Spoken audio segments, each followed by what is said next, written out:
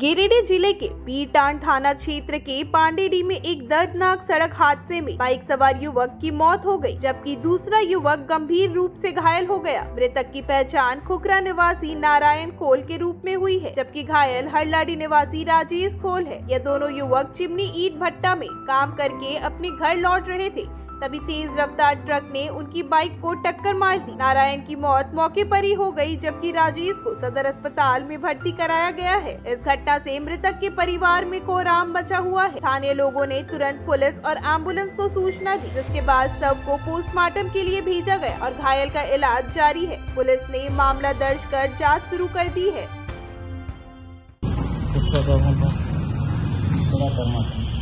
कहाँ पे एक्सीडेंट हुआ था?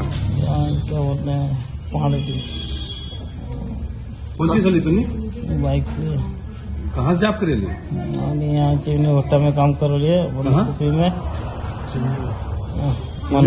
चिमनी भट्टा कहाँ पर? मनोहर के। मनोहर के? हाँ। कौन जगह बाबू? सामने बड़ा करके पुल के बगल में। बदल गुप्त ने?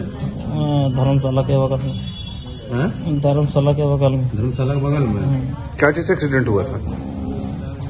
कौन गाड़ी मार लगो? ट्रकवा से। ट्रकवा से हो गया। ट्रकवा और ओकर नाम की को? नारायण।